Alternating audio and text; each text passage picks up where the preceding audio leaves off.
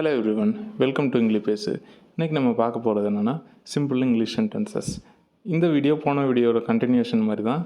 ஒரு student teacher or among the students எப்படி interaction இருக்கும் அப்படின்றத நம்ம இந்த வீடியோவில் பார்க்க போகிறோம். ஃபர்ஸ்ட் சென்டென்ஸ், இந்த பிரச்சனையில் ஒன்றாக வேலை செய்வோம். இந்த பிரச்சனையில் ஒன்றாக வேலை செய்வோம். இந்த பிரச்சனையில் ஒன்றா வேலை செய்யலாம்ப்பா அப்படின்னு சொல்லுவோம்ல, அதுக்கு we can say let's work on this problem together. Let's work on this problem together. இது எப்படி சொல்லக்கூடாது அப்படின்றத சொல்கிறேன். Let's work on this problem together அப்படின்ற ப்ரொனன்சியேஷனில் சொல்லக்கூடாது. Instead we have to say let's work on this problem together. ஒர்க்கில் work. திருப்பி சொல்லுங்கள் என் கூட ஒரு தடவை. Work. Let's work on this problem together. இந்த பிரச்சனையில் ஒன்றா வேலை செய்யலாம் அப்படின்றத எப்படி சொல்லலாம்னா let's work on this problem together. Next sentence, இந்த அத்தியாயம் சற்று சவாலானது, எனவே கவனமாக இருங்கள். இது தூய தமிழில் இருக்குது. இன்ஸ்டெட் நம்ம எப்படி சொல்லுவோம்னா தமிழ்லையே இந்த சாப்டர் கொஞ்சம் கஷ்டமாக இருக்குது, ஸோ எல்லோரும் கவனமாக இருங்க அப்படின்ற மாதிரி டீச்சர் சொல்லுவாங்க. அதை நம்ம எப்படி இங்கிலீஷில் சொல்லலாம் அப்படின்னா this chapter is a bit challenging, so pay close attention. This chapter is a bit challenging, so pay close attention. அத்தியாயம்னா சாப்டர், சவாலானது அப்படின்னா சேலஞ்சிங், சற்று சவாலானது அப்படின்னா பிட் சேலஞ்சிங். சற்றுன்னா பிட், சவாலானதுன்னா சேலஞ்சிங். எனவே கவனமாக இருங்கள். So pay close attention. நம்ம பே அப்படின்னா ஆக்சுவலாக என்ன நினைப்போம்னா ஏதாவது கொடுக்கறது, காசு கொடுக்கறது அப்படின்ற மாதிரி எடுத்துக்கிறோம். ஆனால் இங்கே நம்ம கொடுக்குறோம்.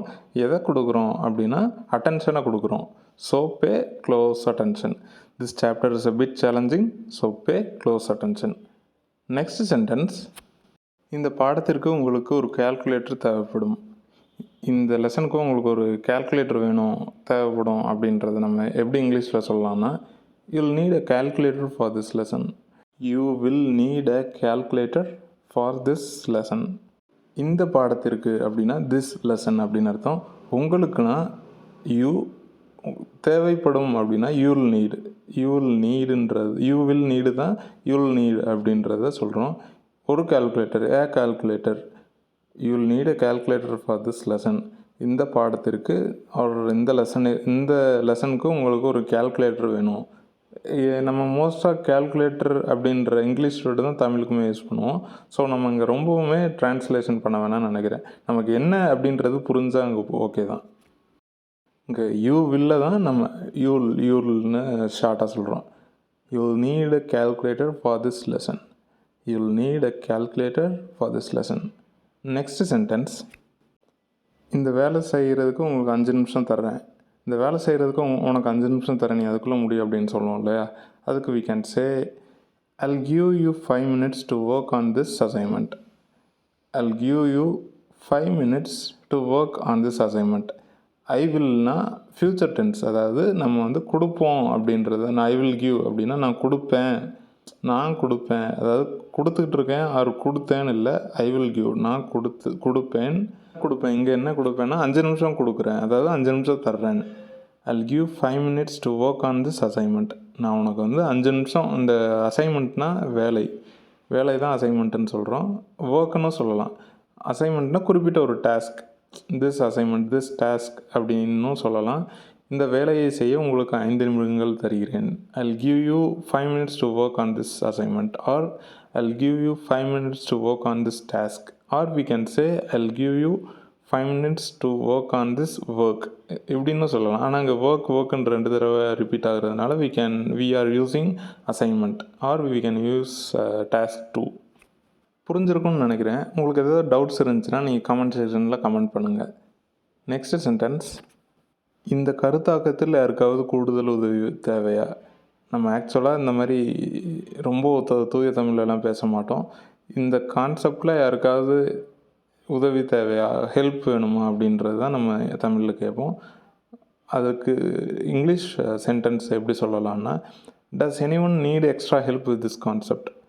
டஸ் anyone need extra help with this concept. Sentence ரொம்ப பெருசாக இருக்குன்றதை யோசிக்காதீங்க.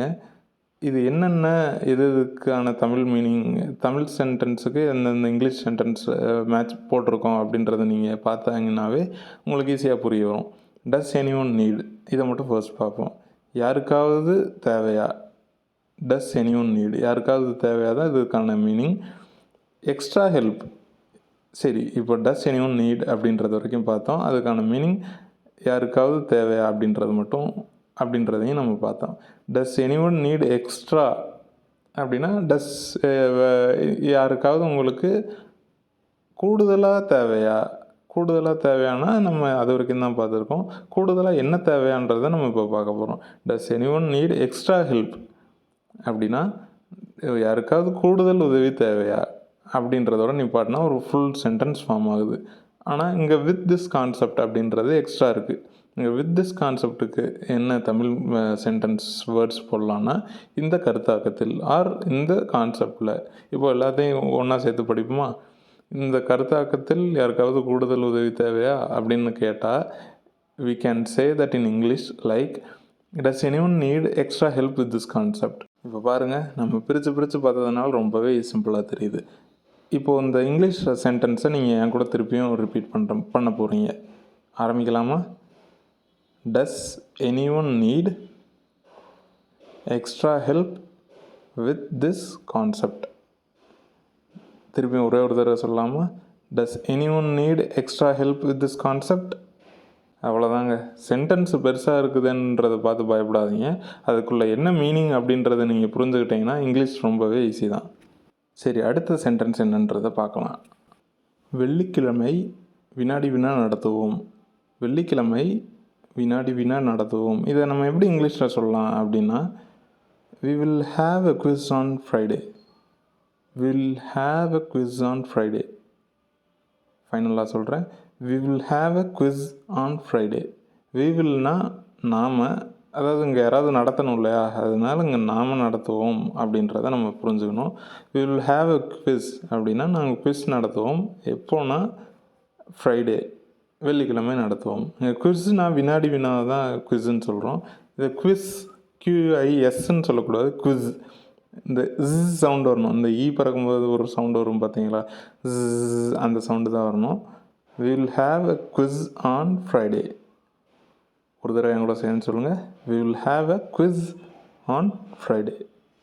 ரொம்பவே சிம்பிளாக இருக்குல்ல? சரி, வாங்க நெக்ஸ்ட் சென்டென்ஸ் என்னன்றது பார்க்கலாம். அதுக்கு ஒரு உதாரணம் சொல்ல முடியுமா, ஆர் அதற்கு உதாரணம் சொல்ல முடியுமா? ரெண்டுமே கரெக்டு தான். அதுக்கு இங்கிலீஷில் எப்படி சொல்லலாம்னா, can you give an example of that. Can you give an example of that. இதுக்கு என்ன மீனிங்னா, நான் முன்னாடியே பார்த்த மாதிரி அதற்கு ஒரு உதாரணம் சொல்ல முடியுமா. இப்போது இங்கே எக்ஸாம்பிள்னு சொல்லலாம். கேன் யூ கிவ் எக்ஸாம்பிள் அப்படின்னு சொல்லலாமா கூடாதா அப்படின்றது நீங்கள் கமெண்ட் செக்ஷனில் கமெண்ட் பண்ணுங்கள். அது ஏன் அப்படி சொல்லக்கூடாது அப்படின்னு நினச்சா நீங்கள் ஏன் சொல்லக்கூடாதுன்னு சொல்லுங்கள். ஏன் சொல்லலாம், அதாவது an எக்ஸாம்பிள்னு போட்டிருக்கிறது இங்கே கரெக்ட்னா நீங்கள் கரெக்டுன்னு சொல்லுங்கள். ஆர் இங்கே தான் வரணும். Can you give example of that அப்படின்றது தான் கரெக்டு.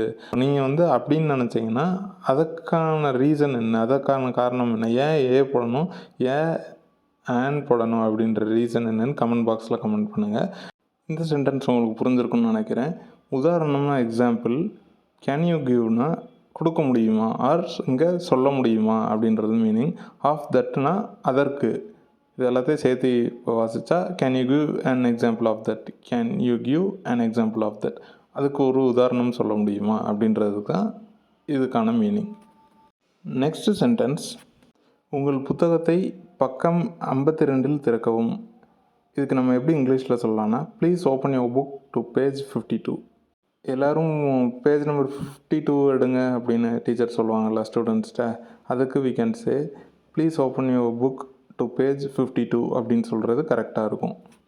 நம்ம ஆல்ரெடி பார்த்துருக்கோம், ப்ளீஸ் அப்படின்ற இங்கிலீஷ் வேர்டு எங்கெங்கெல்லாம் யூஸ் பண்ணுறோமோ அங்கே தயவு செஞ்சு அப்படின்றத யூஸ் பண்ணணும். நம்ம இன்னொன்றும் பார்த்துருக்கோம், ப்ளீஸ் எல்லா இடத்துலையும் யூஸ் பண்ணணுமா அப்படின்னா யூஸ் பண்ண தேவையில்லை தான். ஆனால் இங்கே நம்ம இப்போ இங்கிலீஷில் ப்ளீஸ் யூஸ் பண்ணியிருக்கோமே, ஆனால் தமிழில் ப்ளீஸ் யூஸ் பண்ண, தயவு செஞ்சு அப்படின்றது யூஸ் பண்ணலை அப்படின்னு நீங்கள் கேட்டிங்கன்னா, நம்ம மோஸ்ட்டாக தமிழில் கலோக்கியில், அதாவது லோக்கலாக பேசும்போது எதுக்கு எடுத்தாலும் தயவு செய்துன்றதெல்லாம் சொல்லிக்கிட்டு இருக்க மாட்டோம். ஆனால் ஃபார்மல் வேல அப்படி சொல்லுவோம். தயவு செஞ்சு அப்படின்றத யூஸ் பண்ணுவோம்.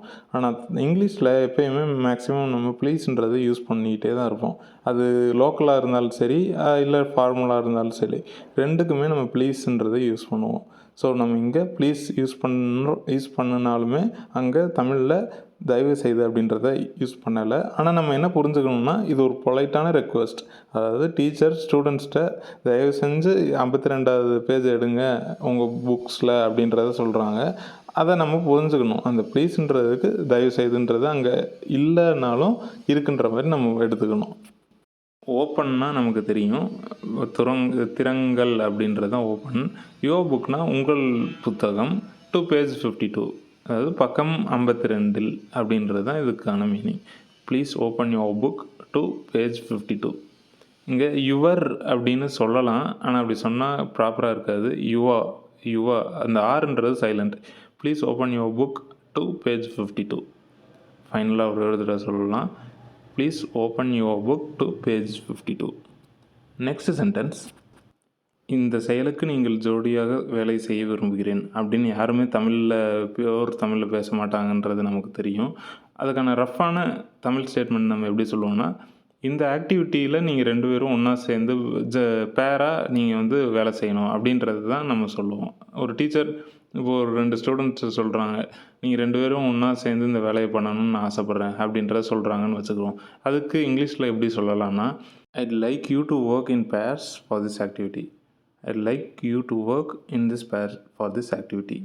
இங்கே ஐடு அப்படின்றது எதை சொல்கிறோம்னா, ஐ வுட்டை தான் சொல்கிறோம். இதேமாரி நிறைய இடத்துல ஐடு அப்படின்றது சொல்லுவாங்க. ஆனால் அதுக்கான மீனிங்கும் டிஃபர் ஆகும். ஆனால் இந்த நேரத்தில் இந்த கான்டெக்ஸ்டில் ஐ வுட்டுன்றது தான் ஐடு அப்படின்னு சொல்கிறோம். I like you to work in purse for this activity. சின்ன எக்ஸசைஸ் மாதிரி பார்க்கலாம். அதை நீங்கள் என்ன அப்படின்றத நீங்கள் கமெண்ட் பாக்ஸில் கமெண்ட் பண்ணுங்கள்.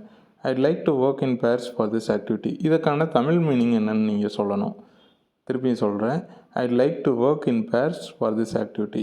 நீங்கள் நல்லா கவனிச்சிங்கன்னா இதில் ஒரு சின்ன மைனர் டிஃப்ரென்ஸ் இருக்கும். அந்த மைனர் டிஃப்ரென்ஸ் என்ன அப்படின்றத நீங்கள் கமெண்ட் பாக்ஸில் கமெண்ட் பண்ணுங்கள். அதாவது இந்த நான் சொன்ன ஸ்டேட்மெண்ட் இருக்கு இல்லையா, I'd like to work in purse for this activity, இந்த சென்டென்ஸுக்கான தமிழ் மீனிங் என்னன்றதை கமெண்ட் பாக்ஸில் கமெண்ட் பண்ணுங்கள். ஃபைனல் சென்டென்ஸ் பார்க்குறதுக்கு முன்னாடி இந்த வீடியோ உங்களுக்கு பிடிச்சிருந்துச்சுன்னா லைக் பண்ணுங்கள். உங்கள் ஃப்ரெண்ட்ஸ் அண்ட் ஃபேமிலி யாருக்கும் இந்த வீடியோ தேவைப்படும்னு நினச்சிங்கன்னா அவங்களுக்கு ஷேர் பண்ணுங்கள். புது சப்ஸ்கிரைப் பண்ணாமல் இருந்தீங்கன்னா சப்ஸ்கிரைப் பண்ணிக்கிங்க. ப்ளஸ் அந்த பெல் ஐக்கானும் தட்டி விட்டுக்குங்க. Final sentence. இந்த வார்த்தையை ஒரு வாக்கியத்தில் பயன்படுத்தட்டுமா? இதுக்கு நம்ம எப்படி இங்கிலீஷில் சொல்லலாம்னா, can I use this word in a sentence? Can I use this word in a sentence? நம்ம மொதல் வார்த்தைனா என்னென்னு பார்க்கலாம். வார்த்தைனா வேர்டுனா வார்த்தைனா வேர்டு. வாக்கியம்னா சென்டென்ஸ். பயன்படுத்தட்டுமா அப்படின்னா யூஸ் திஸ், அதாவது கேன் ஐ யூஸ் திஸ். இப்போ எல்லாத்தையும் ஒன்றா சேர்த்து பார்க்கலாம். Can I use this word in a sentence அப்படின்னா நான் இந்த வார்த்தையை ஒரு வாக்கியத்தில் பயன்படுத்தட்டுமா அப்படின்றது தான் இதுக்கான மீனிங். அவ்வளோதான் ஃப்ரெண்ட்ஸ். இந்த வீடியோ உங்களுக்கு பிடிச்சிருக்குன்னு நினைக்கிறேன். நெக்ஸ்ட் டைம் உங்களை வேற ஒரு டாப்பிக்கோடு மீட் பண்ணுறேன். பாய்.